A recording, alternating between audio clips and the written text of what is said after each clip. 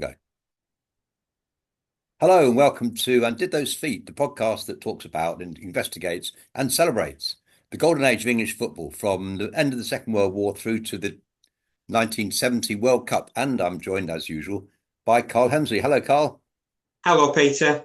Karl, we're going to talk about England-Scotland this time, and the annual match that used to decorate the English calendar. It used to be one of the most important moments in the year, maybe the most important moment of the year. Arguably What, so, what yes. Yeah, what gives it its credibility then, or gave it its credibility, its stature?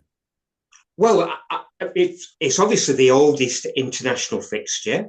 At one time, the British Home International Championships was the biggest football tournament in the world. It probably retained that status in the minds of British people longer than it should have done. And that championship always concluded with a game between England and Scotland.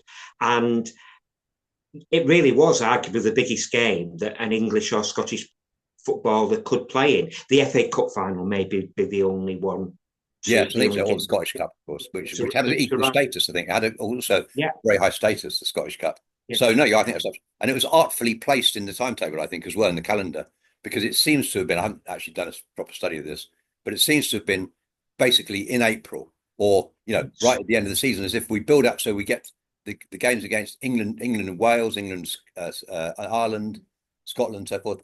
Those games are all got out of the way, and then we come to the climax. England, Scotland. I think it's a good idea when people can't really imagine nowadays how important these games were to think in terms of the Six Nations rugby, because clearly Yes, the a good main analogy. event of the rugby season is the Six Nations, and Yes, games like England versus Wales in rugby are massive occasions. And so, that's right. to think in those terms is quite helpful. We're going to talk about some of the highlights of this, some of the big matches that exploded over the years. We're going to start in 1950 with England away to Scotland and a 1-0 Well, win that's for right. Well, visitors.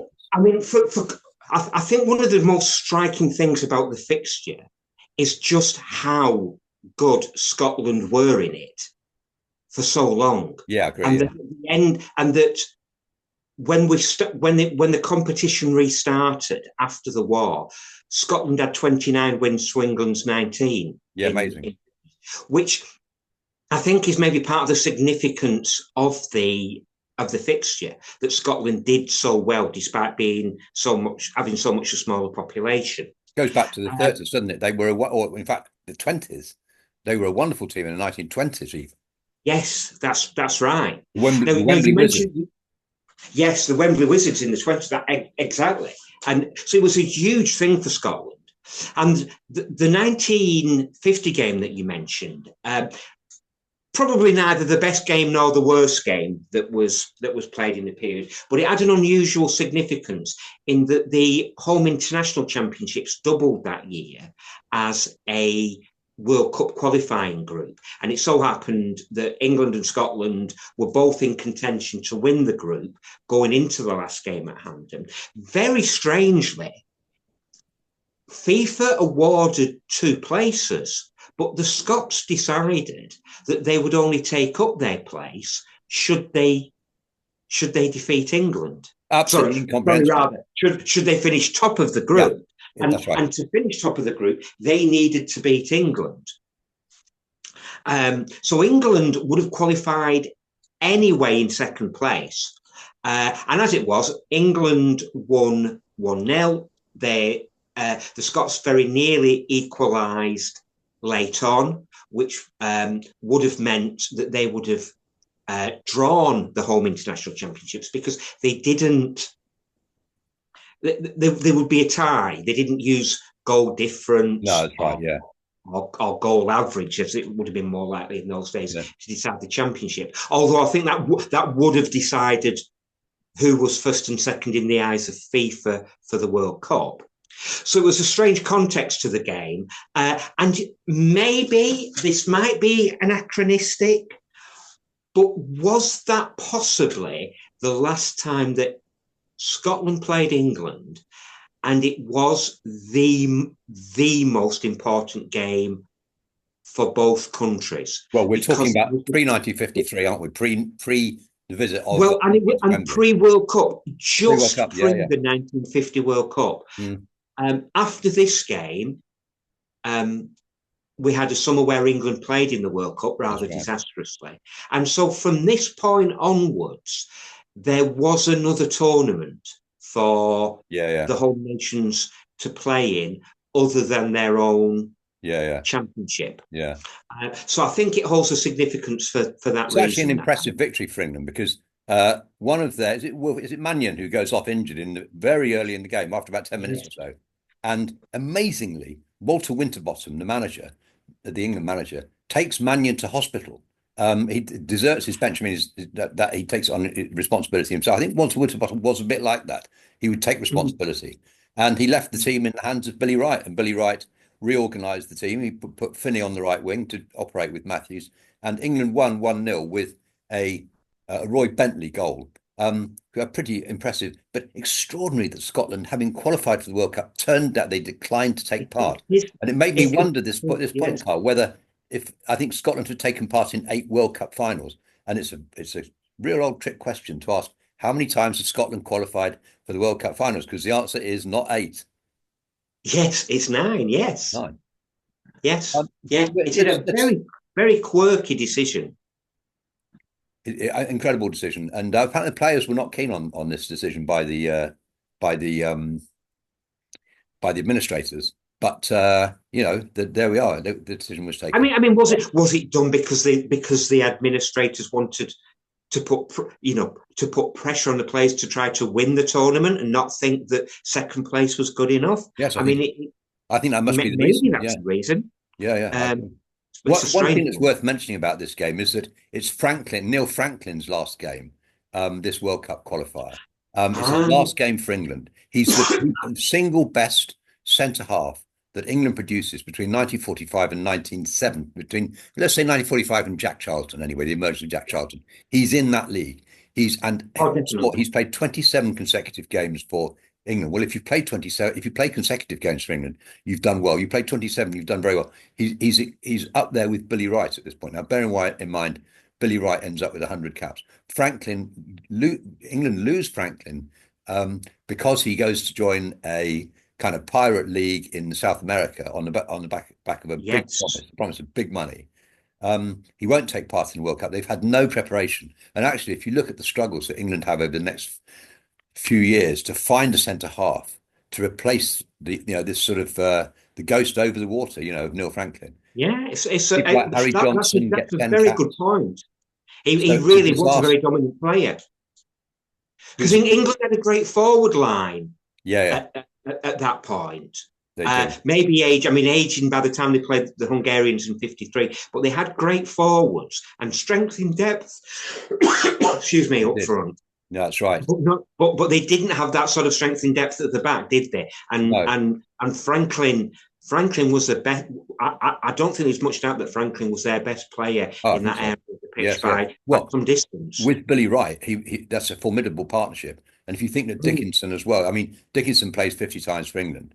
He's rather forgotten now, but those three between them are a fairly impressive trio. And you would imagine that properly managed, properly organised, they would, they're sort of backbone for the team and automatic picks. But anyway, poor Neil Franklin was let down in Colombia. Colombia is where he was heading to take part in this pirate league. Bear in mind, the footballers were in those days paid a pittance as their salaries, so it's quite understandable that he should have gone the private route. And it's his career as a top class footballer was over, and England really were the losers. So yeah, it is, as you say, the match itself is less interesting perhaps than the context and the fact that it's heading towards the first World Cup in which England and Scotland, if they'd chosen, would have competed. So if we go, let's move on a year to 1951 and to England 2, Scotland 3. And this game is at Wembley and represents another victory for Scotland in the home of English football. They've not lost there since the 1930s, it turns out. So they drew in 47, they won in 49, and they win again in 51. The game begins with Harold Hassel, a player for a centre forward for Huddersfield, who's an odd player. He belts the opening goal for England after 27 minutes. And then His career, he really is at the top of his career at that point. He's about 22 years old, and Yeah. 2 or 3 years later, his career is over when he sustains a knee injury, and there's no recovering from it. So a lot of players, I think, in those days went down to, like one thinks of Brian Clough, who were felled by injuries which now can be resolved. Harold Hassel was undoubtedly Yes. one of those. Bobby Johnson equalises for Scotland. Bobby Johnson, one of the famous five of the Hibs forward line, an amazing forward line of high quality players. It's 1-1 at half time. And then the second half, straight after half time, Laurie Riley scores. Now, Laurie Riley is an extraordinary player, little known, I would say, nowadays, but he is the answer to quite an interesting quiz question. So here's the quiz question for you, Oh, Karl. come on. Which footballer scored the most goals against England? Re- yeah, I would have had, I must admit, I would have had no idea. Yeah, and I would And have that's to say easy. so. I probably would have gone if I'd had the sense to realise, well, he's probably Scottish because Scotland played England so often.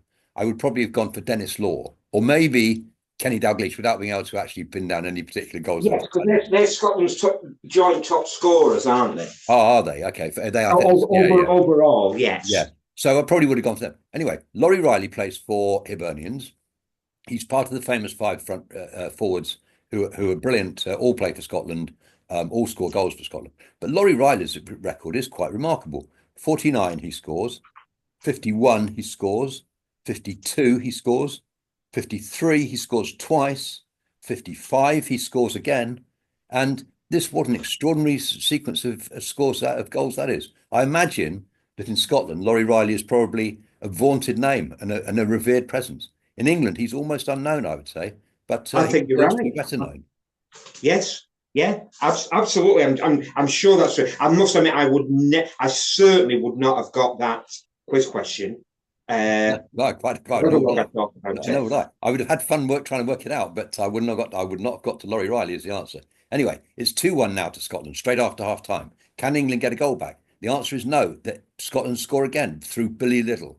And it's interesting how Billy Little crops up in these matches over this 10 years, the 1950s, because Yeah. in Liverpool, he would be a revered figure, I would imagine. Yes. But he's a brilliant player for Scotland. And there are times when, I think this may be one of them, when the Scots play only one Anglo, all the rest of the team are based in Scotland. This might be one of those. I'm not quite sure the detail, but and Billy Little is often that Anglo. The other Anglo who always gets a game is Billy Steele, interestingly, of Derby. But Billy Yeah. Little is a great figure.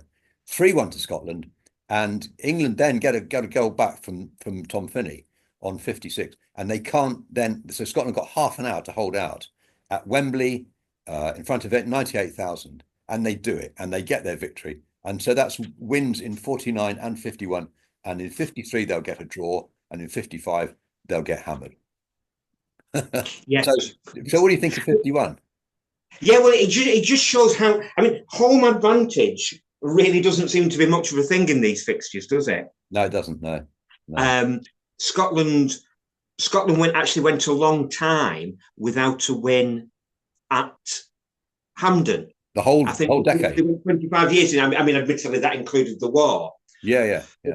But they had a spell of 25 years without a win at Hampden. But they got their wins at Wembley for sure. They did. They did. They made up And, for Wembley.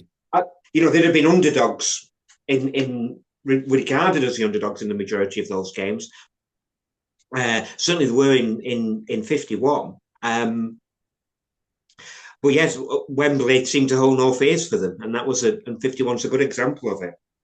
We're going to fast forward to 54 when at Hampden, England on the verge of the World Cup. And again, this is another game where context is really interesting. We're not downplaying the actual matches themselves because the matches themselves are full of intrigue and I think intriguing narratives.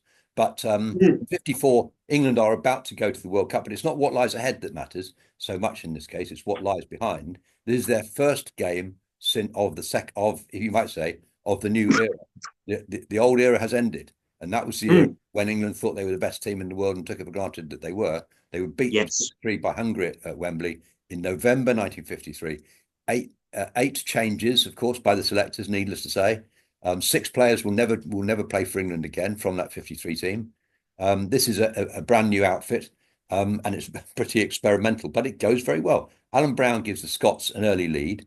Ivan Brodis gets one back after 14 minutes, so it's 1-1 on the quarter hour. Ivan Brodis is an extraordinary character. He's the first manager. He was a player manager at Carlisle at the age of 23, and That really is he good. decides to sell himself to Sunderland, who are then a big club, a huge club. Yeah. He's the first manager, I think I'm right in saying he's the first manager to sell himself to another club. He's replaced as Carlisle manager by who replaced him as Carlisle manager? Oh, that was that Bill Shankly? It was indeed. And Bill Shankly Yes. actually, Brodus continued to train with Carlisle, and Bill Shankly gives him a lot of help and support and advice. And he improves as a player, although he's not even a Carlisle player. Um, into the second half. It's 1-1 at half time into the second half. And now the England forwards come into their own. Johnny Nichols of West Brom with a diving header after 52 minutes. Ronnie Allen after 68. A deep line centre forward, rather a forgotten figure now, Ronnie Allen, but one of the Yes. best players of the 50s.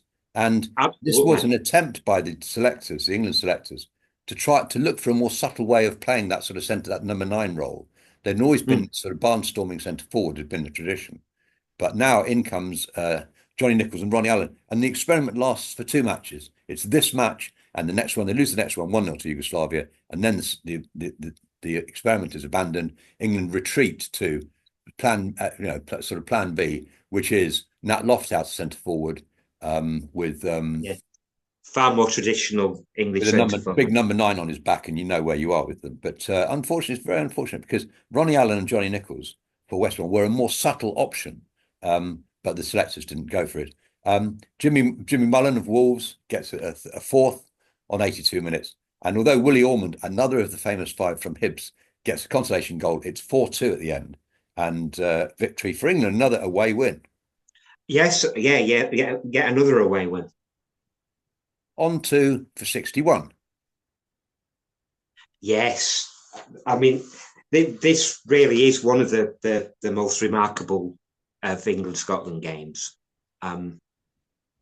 With England, it maybe even you might say a mini false dawn in a way that England really did look strong, and there was lots of talk about how well they might do at the 1962 World Cup a year later.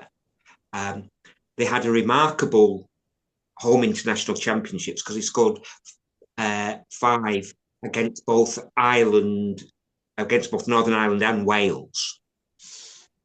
So came into the match as favourites, and the scoreline was absolutely remarkable. What was the England score? winning. Remind us the score. England won 9-3, leading to the rather cruel joke. What time is it? It's nearly 10 past half it. It is a The cruel joke. unfortunate Poor old Scottish Happy. goalkeeper. I think Happy is an interesting character because he has such a strange international career. His first game was against England in 1960. He has 2 caps.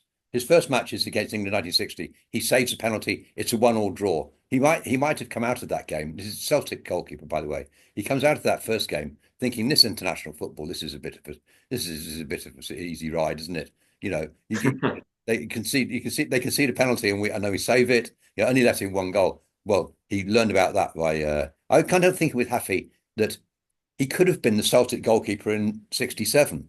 His career actually collapses after this. Let's be honest. Yeah. Yeah.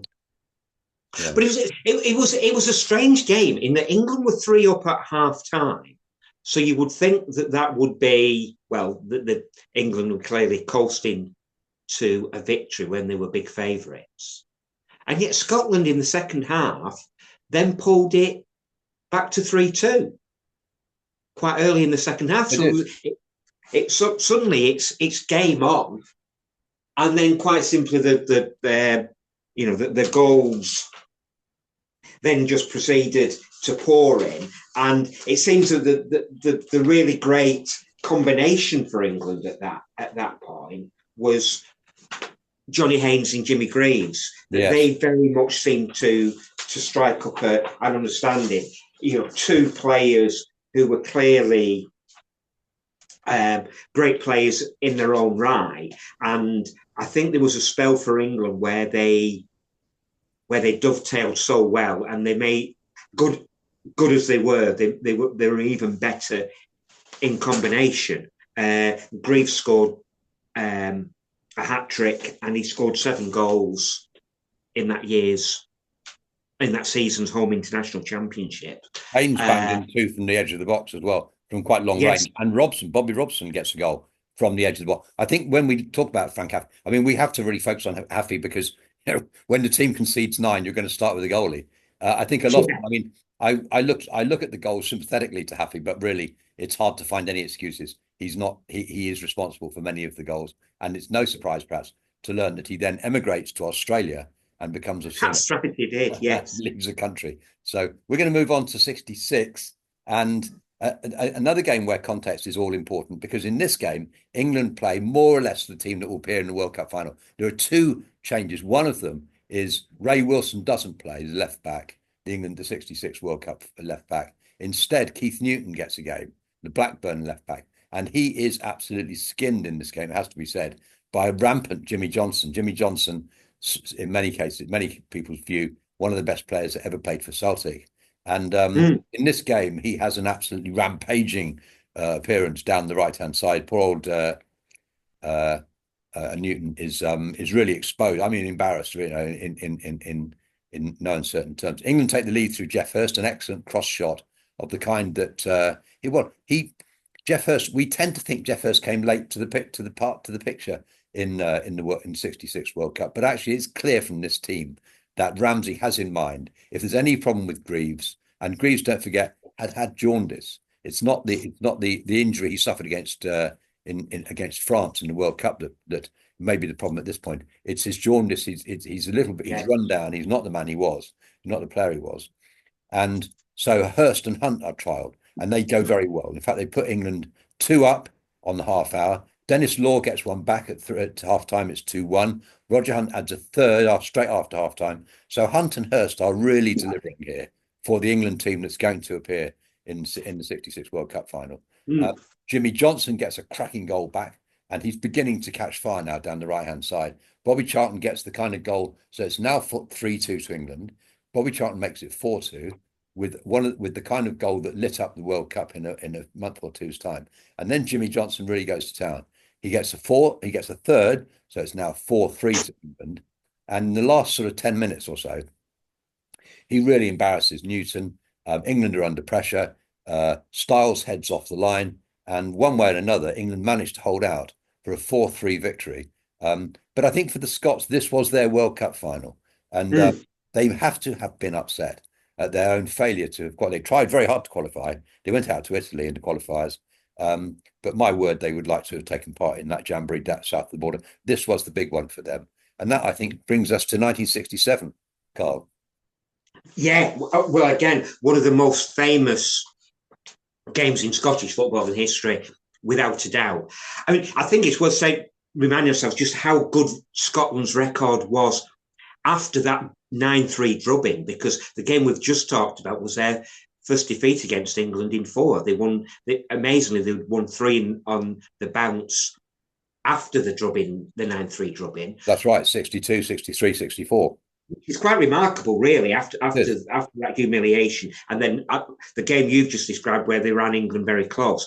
But the 67 game is arguably the most famous of Scotland's wins in this period, because this was a side that was facing England, who of course were the world champions.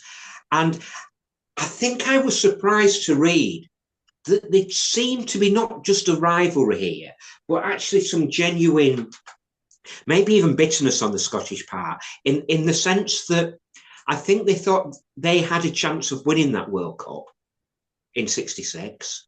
Their record against England was good. Yeah. They'd been drawn in a very tough group. Yeah. You mentioned they lost out to Italy. And there was some feeling that the English FA had not been very helpful in releasing players for qualifiers. Oh, what a shame if that's true.